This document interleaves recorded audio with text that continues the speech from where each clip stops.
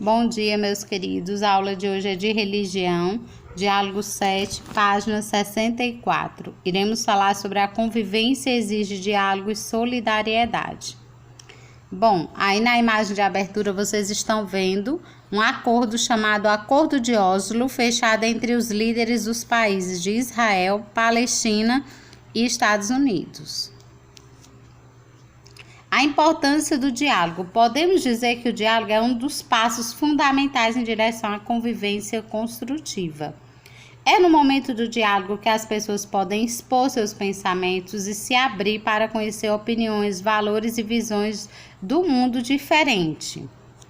Um diálogo ele pode ser iniciado com o objetivo de expor pensamentos sobre um assunto definido ou de buscar um acordo sobre a questão econômica, política, ideológica ou religiosa. Para que isso seja possível, no entanto, é necessário que cada um dos participantes seja capaz de escutar com paciência, ponderar as opiniões do outro e elaborar seus próprios pensamentos. Achei essa frase muito interessante. Em um diálogo não há tentativa de fazer prevalecer um ponto de vista particular, mas de ampliar a compreensão de todos os envolvidos, né? A vivência do diálogo, ela torna-se uma maneira muito rica para exercitar a compreensão do outro e a capacidade de se colocar no lugar do outro. É o que chamamos aí de empatia. Empatia é quando eu me coloco no lugar do meu colega. No diálogo todo mundo fala, todos escutam, sabem o momento em que o silêncio deve falar mais alto. Quem respeita a opinião do outro e sabe tirar proveito para aperfeiçoar ainda mais suas próprias opiniões a respeito dos fatos da vida. Não é fácil, mas é assim que temos que fazer. Devemos não bater de frente com a opinião do outro, mas tirar proveito do que ele diz para melhorar o meu pensamento, né? Bem, aí nós temos uma história em quadrinho de um passarinho com uma cobra, onde o pássaro diz: "Mas falar é tão bom." E a cobra responde: "Eu sei. Mas quando a gente fala demais, fica difícil de ouvir." Às vezes é melhor ouvir do que falar. Nem sempre falar significa que você será ouvido. Às vezes, ficando em silêncio, você também é ouvido, né? Redescobrir a solidariedade. Por que a sensação de solidão é tão comum em nossos dias? Pode ser por não nos sentirmos parte da família humana com a qual precisamos nos unir, trocar ideias, nos relacionar. E por que isso acontece principalmente nas grandes cidades? Vamos pensar juntos. O que acontece a alguém, de alguma forma, acontece também conosco, ou se reflete em nossa vida. Daí surge o significado de solidariedade. Solidariedade é o sentimento que leva os seres humanos a se auxiliarem mutualmente, um a ajudar o outro, a partilhar a dor com o outro, ou se propondo a agir para atenuá-la, para melhorar. A solidariedade nos distancia da angústia e do isolamento, e aí nos transporta para o convívio. Ela é o que nos faz pertencer a uma sociedade e não a uma multidão de vidas desagregadas, né? Queiramos ou não, temos os mesmos interesses, traçamos em conjunto a mesma história. A solidariedade é também o alicerce que nos sustenta para enfrentar os conflitos que sempre fizeram parte da vida. Aí vocês estão vendo nessa imagem a ajuda mútua de várias pessoas para construir a casa de uma família, né? São voluntários e estão construindo essa casa para pessoas desabrigadas pelo furacão Katrina, que devastou aí a cidade de Nova Orleans, nos Estados Unidos, em 2005.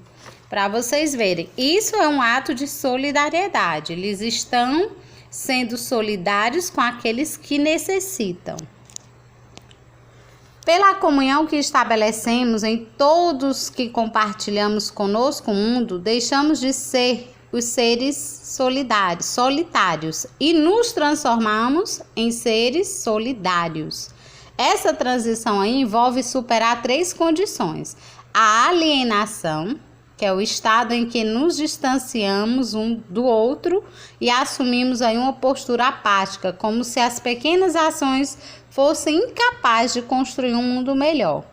O estado de doença, contraposto aí à ação coletiva para a melhoria da saúde no mundo, e a pobreza, pois devemos reconhecer que o planeta é capaz de atender às necessidades humanas básicas, mas não a ganância.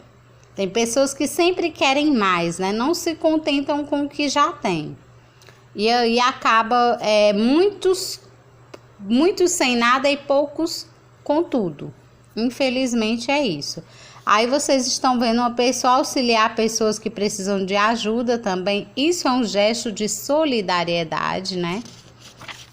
Temos várias formas de mostrar nossa solidariedade com o próximo. Ao doar uma roupa, a doar alimento para uma campanha que necessitou, mesmo para alguém que eu sei que esteja precisando.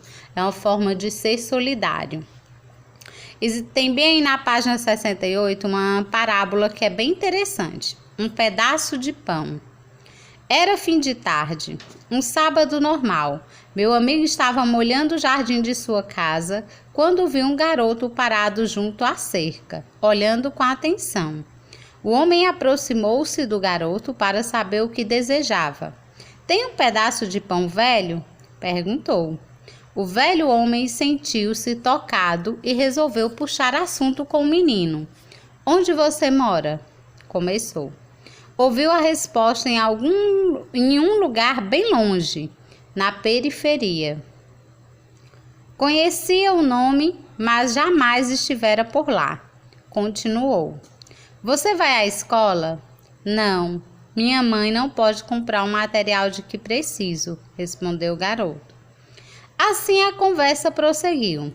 Comovido pela vida sofrida do garoto, meu amigo resolveu ajudar. Depois de alguns minutos de conversa, perguntou se ele gostaria de mais alguma coisa além do pão. Imediatamente o garoto respondeu: "Não preciso não. O Senhor já me deu bastante. Conversou comigo."